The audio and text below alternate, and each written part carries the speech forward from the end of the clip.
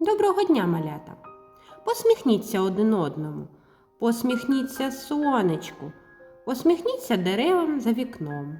Сьогодні ми вирушаємо в цікаву подорож, де дізнаємось багато нового про нашого друга – природу. Послухайте, як гарно співають пташки.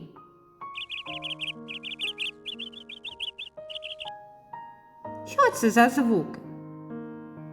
Так, співають птахи. Де живуть пташки? У лісі, на деревах.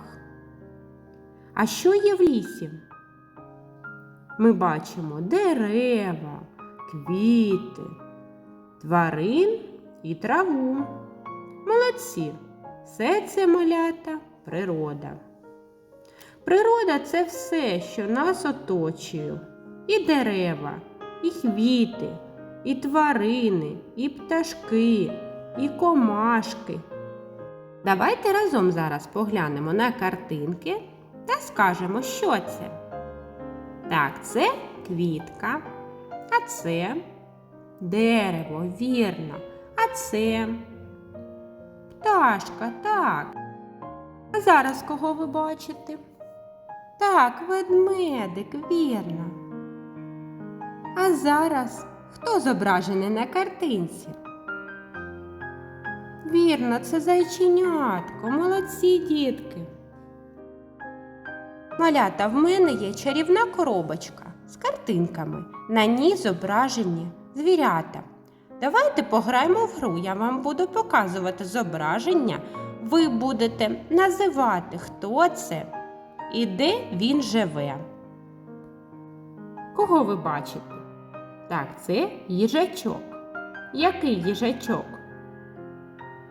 Так, він колючий. Де живе їжачок?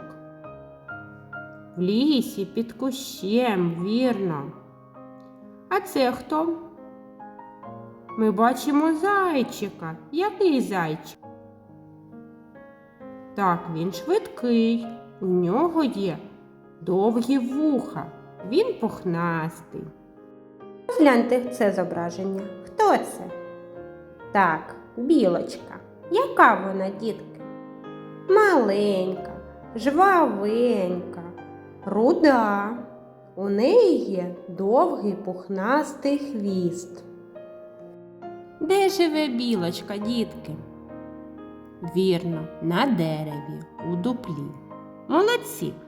Ви дуже добре знаєте наших лісових друзів. Також, дітки, звірів ображати не можна. Вони потребують допомоги та турботи. Можна їх підгодувати. А ще, дітки, не можна ламати гілки дерев, бо дереву боляче.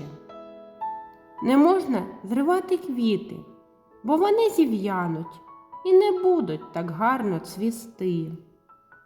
А чи можемо ми залишати сміття в лісі або на вулиці, дітки? Ні, звісно, ні. Сміття потрібно викидати у смітник. Молодці! Сподіваюсь, ви зрозуміли, що не можна смітити, не можна ламати, не можна рвати. Треба берегти природу. До нових зустрічей, дітки!